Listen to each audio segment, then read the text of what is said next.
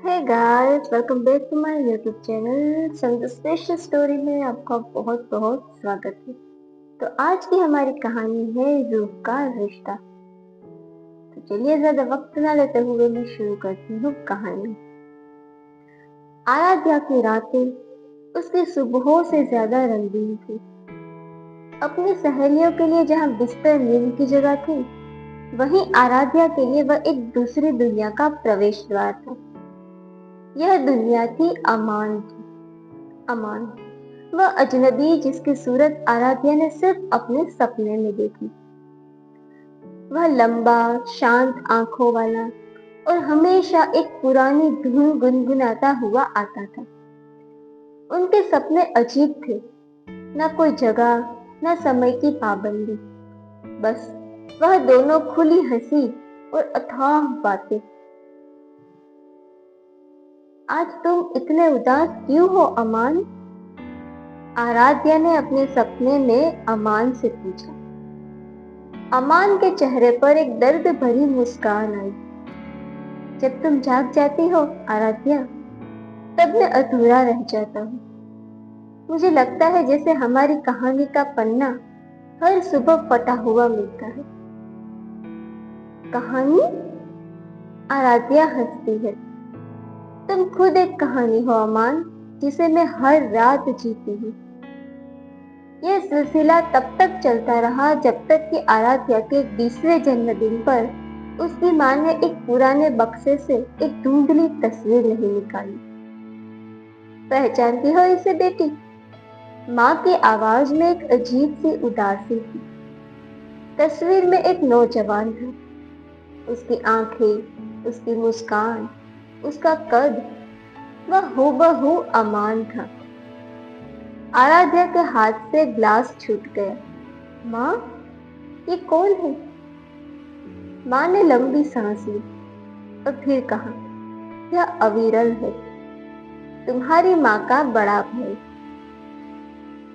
मेरे लिए वह सिर्फ भाई नहीं, बल्कि मेरा सबसे अच्छा दोस्त था।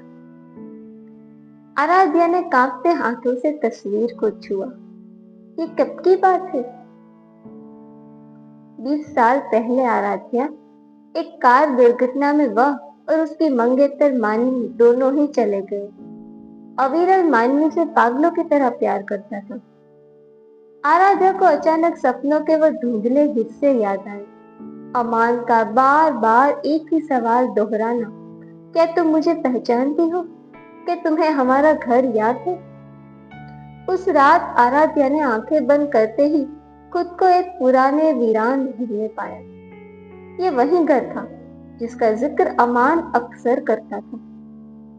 अमान वहां खड़ा था और उसकी आंखों में पहली बार कोई चमक नहीं थी। अमान? आराध्या का दिल जोर से धड़का। मानवी? अमान धीरे से फुसफुसाया। आराध्या सहम गई। उसने कहा, मैं आराध्या हूं। अमान ने धीरे से आराध्या का हाथ पकड़ा। नहीं, तुम मानवी हो, मेरी मानवी। तुम मेरी अधूरी मोहब्बत का पुनर्जन्म हो। 20 साल हो गए मानवी, मैं यही हूँ, तुम्हारे लौट आने के इंतजार में।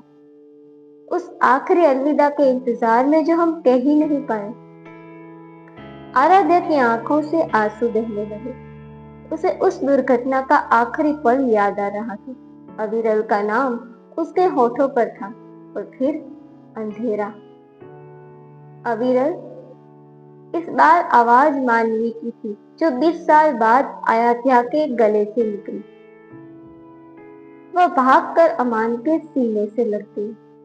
दोनों बहुत देर तक बिना कुछ कहे खड़े रहे। इस मिलन में 20 साल का बिछोड़ था और अब सिर्फ एक दूसरे को छू लेने का सुकून। मानवी ने खुद को अलर्ट किया। अब तुम्हें जाना होगा अविरल, हमें अब आजाद होना होगा। यह मेरा नया जीवन है और तुम्हारा नया सफर शुरू होना ही चाहिए। अविरल यानी कि अमान, उसने सिर झुका लिया। उसके चेहरे पर पहली बार एक वास्तविक शांति थी। मैं हमेशा तुम्हारा इंतजार करता रहा मानवी, अब मैं जा सकता हूँ। जैसे ही उसने यह कहा, कमरे में तेज रोशनी फैली और अविरल का शरीर रेत की तरह बिखरने लगा। आराध्या की आंखें खुली। कमरे में सुबह की रोशनी थी। उसका तकिया भीगा हुआ था। वह उठी और खिड़की के पास गई। आसमान नीला और साफ था। रात के सारे रंग अब दिन की सफेदी में गुम हो चुके थे। आराध्या ने अपने दिल पर हाथ रखा। अब वहां कोई बेचैनी नहीं थी, कोई खालीपन नहीं था, सिर्फ एक गहरी शांति थी। वह जानती थी कि आज रात जब वह सोएगी तो अमान नहीं आएगा। रूह का रिश्ता पूरा हो चुका था। अब उसके सपने उसके अपने होंगे और उसके दिल में 2 युगों की एक प्रेम कहानी हमेशा जिंदा रहेगी।